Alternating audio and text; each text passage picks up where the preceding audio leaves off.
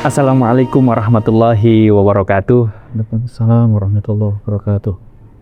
Bismillah, alhamdulillah, wassalatu wassalamu ala rasulillah, amma ba'du, kaum muslimin, pemirsa sekalian yang dirahmati oleh Allah subhanahu wa ta'ala. Bertemu kembali dalam program yang insya Allah sangat luar biasa ini, Quran Maps, navigasi hidup berbasis wahyu bersama Ustadz Alimin Mukhtar, penerjemah kitab At-Tafsirul Hadith.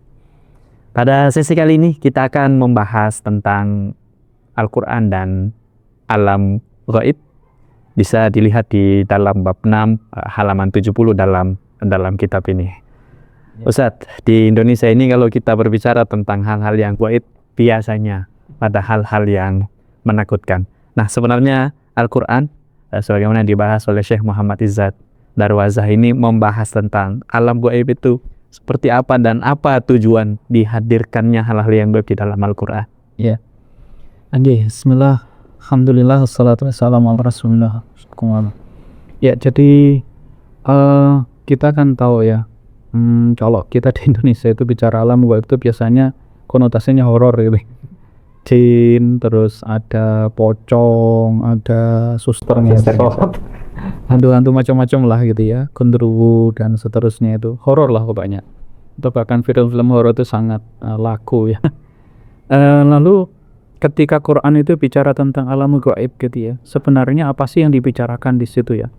Jadi boleh dibilang pertama, gaib itu kan sesuatu yang memang ada kan tetapi tidak bisa kita lihat atau tidak bisa kita musyahadah secara indrawi. Nah, jadi indera kita tidak bisa menjangkaunya.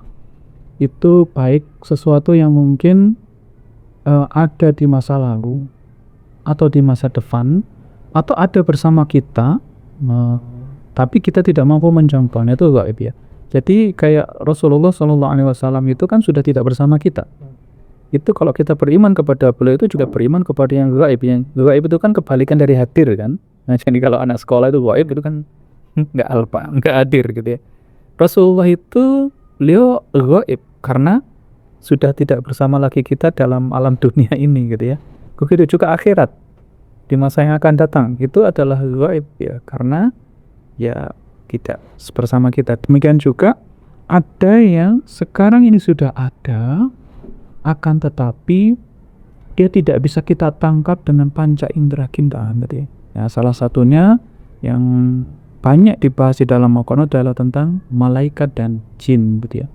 Nah, malaikat dan jin ini dua makhluk yang dia ini diciptakan Allah Subhanahu wa ta'ala dari asal usul yang berbeda, dan mereka juga punya karakteristik yang sangat berbeda ya. Kalau di hadits, di ayat Al-Quran banyak disebutkan malaikat itu diciptakan dari cahaya, sedangkan jin itu diciptakan dari api. Nah, karena asal usulnya juga berbeda, karakteristiknya berbeda. Secara umum ketika kemudian Quran itu menjelaskan tentang malaikat gitu ya, tentang jin itu ya, diantaranya itu memang ditujukan untuk menunjukkan bahwa ada yang lain ya sama kita ini ya.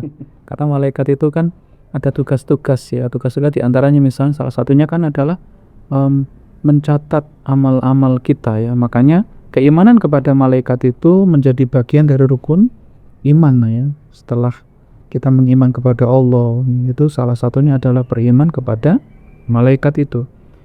Ketika keimanan kepada malaikat itu gugur gitu ya, atau tidak mengimani, maka ada banyak aspek risalah yang akan gugur ya.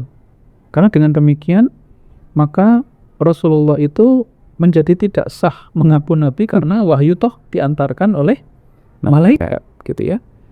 Banyak bagian dari Al-Quran itu yang diturunkan dengan malaikat Jibril itu secara langsung gitu ya, atau mungkin melalui, kalau di hadis-hadis qudsi itu kan juga disebutkan, ada juga atau hadis yang lain itu malaikat Jibril menyerupai makhluk manusia gitu ya.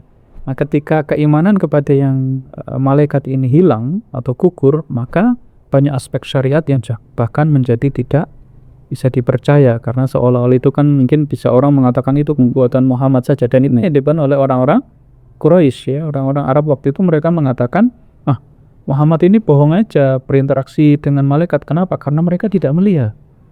Gaib kan malaikat ini ya. selain Rasulullah tidak melihat. Rasulullah sih berinteraksi karena Allah sudah menyiapkan beliau. Begitu juga berikutnya kemudian adalah jin gitu ya. Jin itu di dalam Al-Quran dijelaskan mereka itu makhluk yang mukallaf juga. Mereka itu dapat pahala, juga dapat siksa. Mereka itu dapat tugas ya, taklif dari Allah Subhanahu wa taala untuk taat, untuk beribadah gitu ya. Wa ma khalaqtul jinna wal insa illa liya'budun. Jadi mereka juga dapat taklif ya.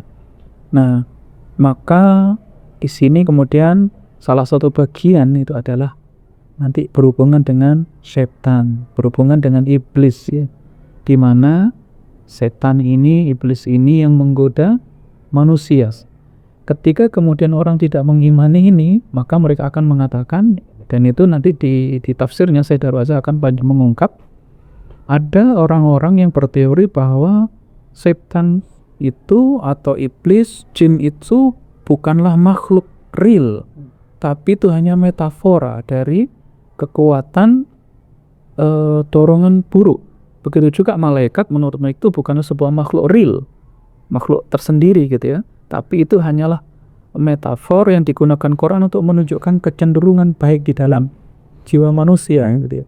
Dan Quran membantahnya ini, saya rasa membantah ini, karena yang namanya jin itu makhluk tersendiri yang mereka itu ada wujudnya, ada asal usulnya, ada taklifnya gitu ya. Jadi ini bukan hanya dorongan psikologis di dalam jiwa kita.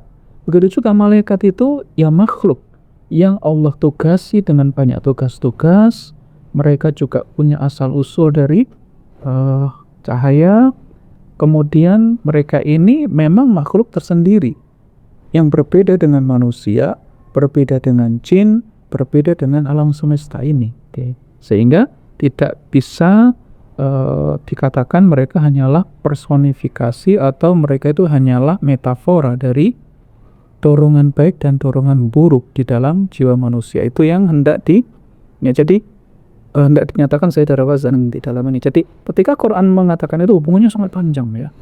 Jadi kalau malaikat hubungannya dengan keabsahan risalah, dengan banyak bagian-bagian dari syarat yang di situ ada peran malaikat ya. Kita ini dicatat amalnya, neraka nanti dicegah oleh malaikat ini dan itu gitu ya.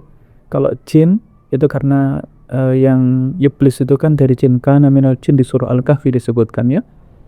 Kemudian setan itu adalah jin-jin yang jahat gitu ya, karena di antara jin tentu ada yang baik, makanya disebut di dalam Al-Quran tuh minal jinnati wan nas itu ya.